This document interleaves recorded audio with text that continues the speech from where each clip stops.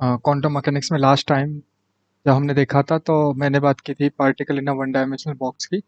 Particle in a one dimensional box basically, अगर मैंने explain किया था आप लोगों को तो मैंने बताया था कि किसी वन डायमेंशनल है तो डेट मीन क्या कि एक डायमेंशनल के अंदर अगर ये एक डायमेंशनल है, अगर ये एक ही डायमेंशनल है तो इसका मतलब क्या है कि इसके पास दो एक्सिस नहीं होंगे, कि only one axis, only one axis, इसके पास केवल एक ही एक्सिस होगा। अगर एक एक्सिस होगा तो इसका मतलब क्या है कि ये केवल एक लाइन पर ही चल सकता है पार्टिकल। ठीक है, तो ये केवल एक लाइन में चल सकता है। अगर हम बात करें इसकी, एंड अगर हम बात करें इसकी, है ना, लास्ट टाइम भी मैंने ये बताया था आपको कि ये सिमेट्रिकल हो गया, ये नॉन सिमेट्रिकल हो गया। तो जब ये नॉन सिमेट्रिकल सिमेट्रिकल होता है तो उसमें क्वांटम मैकेनिकल इक्वेशन में थोड़ा सा चेंज आता है। ठीक है, आइए देख लेते हैं।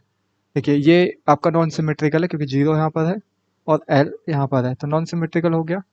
देन ये पोटेंशियल फंक्शन हो गया इसका, और उसके बाद में इक्वेशंस को मैंने सोल्व किया था लास्ट टाइम। और लास्ट टाइम सोल्व करने के बाद में जब हमने बात की थी, then we got it a wave function is here now. देखिए, एक वेव फंक्शन ये रहा, कहाँ पर, रीजन नंबर 2 में। That mean what time says, box के अंदर, बॉक्स के अंदर पार्टिकल अगर है तो उसका वेव फंक्शन क्या होगा, ये वाला। ठीक, अगर उसके बाद अगर वो पार्टिकल बॉक्स के अंदर है तो उसकी एनर्जी क्या होगी, ये वाली होगी। ठीक, एंड उसके बाद क्या किया हमने, इसको नॉर्मलाइज किया। नॉर्मलाइज क्यों किया, बिकॉज देखिए, इस इंटीग्रल के अंदर पर्टिकुलर नॉर्मलाइजेशन जो कंडीशन है पोस्टुलेट ऑफ क्वांटम मैकेनिक्स में, हर एक वेव फंक्शन क्या होगा, नॉर्मलाइज होगा। हर एक वेव फंक्शन क्या होगा, नॉर्मलाइज होगा। यानी इसका मतलब क्या है, the probability of a finding a particle, कि पार्टिकल के मिलने की जो संभावना होगी पूरे यूनिवर्स के अंदर वो क्या होगी, एक होगी। ठीक है, इस कंडीशन को कहा गया नॉर्मलाइजेशन। तो हमने क्या किया, अब अगर हम देखते हैं कि that is 0 up to infinity and 0 up to infinity to 0, and इसको मैंने ब्रेक किया तो मुझे क्या मिला, L up to infinity, उसके बाद में यहाँ पे 0 to L। तो बाकी जो तीन दो इंटीग्रल बचे, ये वाला और ये वाला, ये हो जाएंगे जीरो। बिकॉज क्योंकि पार्टिकल इस बॉक्स के बाहर नहीं है। ये बात बिल्कुल क्लियर है। क्यों क्लियर है, कि मैंने क्या कहा, पार्टिकल इस बॉक्स के बाहर नहीं जा सकता क्योंकि पोटेंशियल यहीं पर है। जो पोटेंशियल है मेरा वो यहीं पर है, इसके बाहर क्या है, एनर्जी इन्फिनिटी है, बोथ साइड एनर्जी इन्फिनिटी है ना। देख लेते हैं, देखिए पीछे एक बार,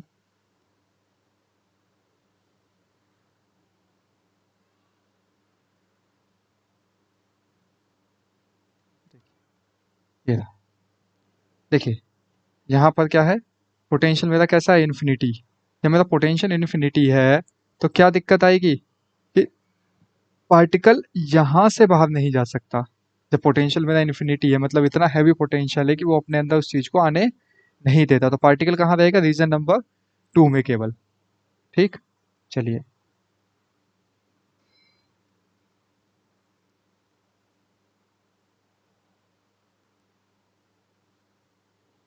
ठीक है। तो अगर हम देखते हैं यहाँ पे, तो रीजन नंबर 2 के लिए वेव फंक्शन क्या हो गया, ये, और एनर्जी क्या होगी सिस्टम की, ये।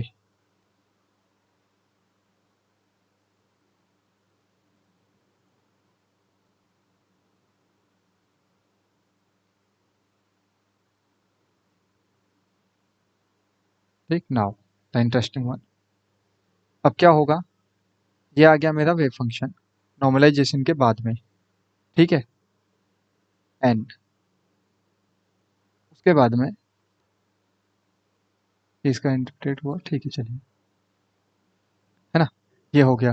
उसके बाद यहाँ पर क्या होगा, जो एनर्जी होगी ई, वो क्या होती है, ई इज इक्वल टू,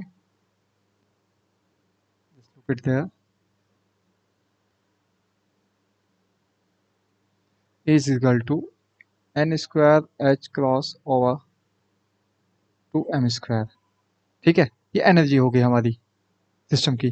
जब ये एनर्जी होगी किसकी, पार्टिकल की, कहाँ पर, nth ऑर्बिट में। अब nth ऑर्बिट का कॉन्सेप्ट कहाँ से आ गया, देखो हमने जो शुरू किया था सारे के सारी चीज़ों को, हमने ली थी श्रोडिंगर वेव इक्वेशन। जब हमने श्रोडिंगर वेव इक्वेशन ली, श्रोडिंगर वेव इक्वेशन लेने के बाद में हमने इसको कितने रीजन्स में लिया? 3 रीजन से, 1 2 एंड थर्ड। फर्स्ट और सेकंड रीजन में पोटेंशियल इन्फिनिटी है, सो साई क्या हो जाएगा? 0 हो जाएगा। यहाँ पे पार्टिकल पाए जाने की संभावना 0 है। ठीक, अब अगर हम सेकंड रीजन में देखते हैं तो सेकंड रीजन में मुझको साई क्या मिला? In square root of 2/L sine N X pi upon L. ठीक, ये हो गया मेरा वेव फंक्शन। यहाँ पे एक नंबर ऑफ एन है। ठीक, और अगर मैं उस पर्टिकुलर वेव फंक्शन के साथ में एसोसिएटेड आइगन एनर्जी की मैं बात करता हूँ तो वो क्या मिलती है मुझे? N square H cross upon 2m square. ठीक, अब अगर ये दोनों चीजें मुझे मिलती हैं तो इसमें क्या होता है कि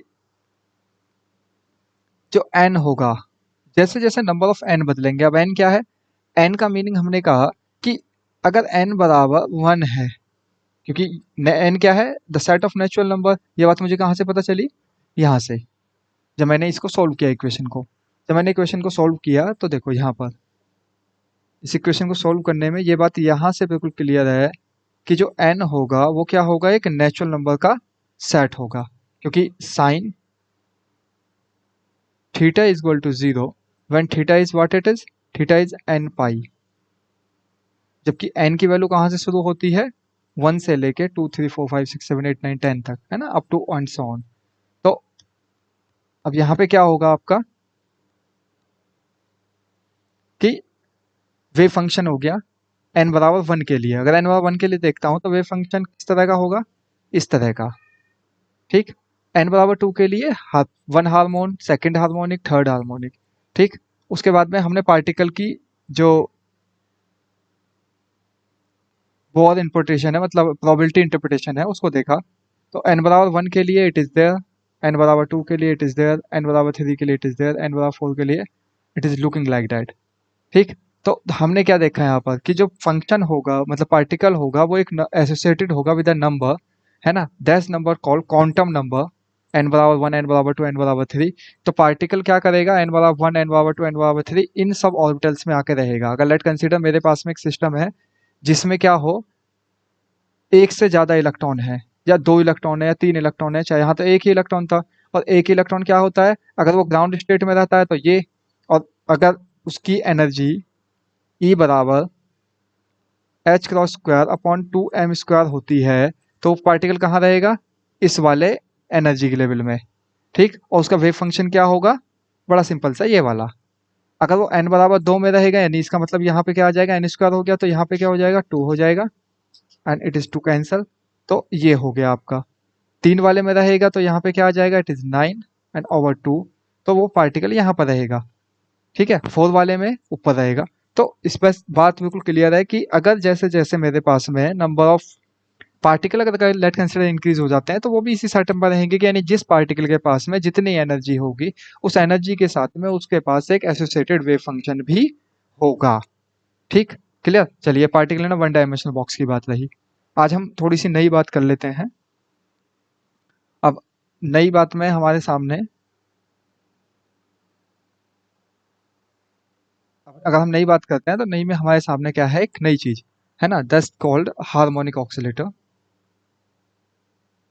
दैट्स कॉल्ड हार्मोनिक ऑक्सीलेटर। ठीक है, इसका इस्तेमाल हमने बहुत बार देखा है और बहुत बार देखा भी है, समझा भी है ना। इस फंक्शन को सभी लोग जानते भी हैं, है ना, हुक्स लॉ है। और बेसिकली अगर मैं कहूँ कि एक पेंडुलम है, उसको मैंने ऐसे बांध दिया और बांधने के बाद मैं इसको हिलाता हूँ तो that's called harmonic motion. Harmonic motion means कि हार्मोनिक मीन्स कि वो रिपीट करता है अपनी मोशन को लगातार, one way to one way, one way to one way, लगातार मोशन को रिपीट करता है। ठीक है, दैट्स कॉल्ड हार्मोनिक मोशन। अब अगर क्लासिकली मैं बात करूं तो classically harmonic oscillator Hooke's law को होल्ड करता है, और हुक्स लॉ की वजह से ही वो वहां पर क्या करता है? रिपीटेशन करता है, क्योंकि एफ जो है, अगर मेरा जो फोर्स है वो क्या हो? पोजिशन डिपेंडेंट हो। पोजीशन में डिपेंडेंट कैसा हो? कि नेगेटिव पोजीशन डिपेंडेंट हो, कि अगर मैं क्या करूं, उसके ऊपर बल को लगाता हूं और बल लगने के बाद में वो क्या करता है? अपने ही लगने वाले फोर्स का रिटेलेट करता है, तो वो वापस अपनी मूल पोजीशन में आएगा। ठीक, तो हार्मोनिक ऑक्सीलेटर का यही कॉन्सेप्ट है। तो अगर अब ये रही बात क्लासिकली, अब अगर हम बात करते हैं क्वांटम मैकेनिकली, तो क्वांटम मैकेनिकली हार्मोनिक ऑक्सीलेटर के साथ क्या होता है कि क्वांटम मैकेनिकल हार्मोनिक ऑक्सीलेटर के साथ क्या होता है, जनरली वही काम हम फिर से करेंगे, जनरली वही काम हम फिर से करेंगे जो हमने पहले किया था। हम क्या करेंगे कि एक हार्मोनिक ऑक्सीलेटर का क्या लेंगे, हैमिल्टोनियन लेंगे। हैमिल्टोनियन लेने के बाद में you can convert that easily in terms of what, in terms of operators. ये रहा, ठीक है। आपने देखा वहां पे पी, और पी क्या होता है, पी एक ऑपरेटर है, देन पी के ऑपरेटर को एच क्रॉस आई एच क्रॉस 2mb लिखा जा सकता है, not square, I H cross 2mb लिखा जा सकता है, मोमेंटम ऑपरेटर की मैं बात कर रहा हूँ। और then it is written like that D upon D X, ठीक है। तो ये जो हो गया 2m कहाँ से, p बराबर minus I H cross del upon del X, ठीक है। ये मोमेंटम ऑपरेटर हो गया, इसको क्या किया हमने क्लासिकल हार्मोनिक ऑक्सीलेटर में यहाँ पर इस वैल्यू को पुट कर दिया। जब इसको वैल्यू को पुट कर दिया तो हमारे पास में ये आ गया, ठीक। तो हमारे पास जो हैमिल्टोनियन हो गया वो ऐसा हो गया। अब मैंने क्या किया, हैमिल्टोनियन हो गया तो श्रोडिंगर इक्वेशन में इसकी बनाऊंगा, and Schrodinger equation is look like that. बड़ा आसान सा काम है, this is not complex one. उसके बाद में फिर क्या होगा, इस इक्वेशन को मैंने ना the rearrange and then written like that form.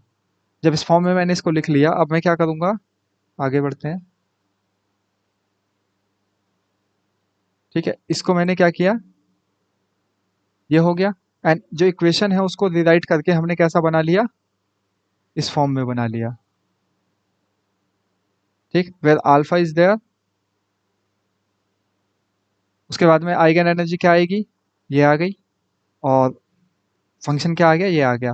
Then bonding हो गई, स्ट्रेचिंग हो गई,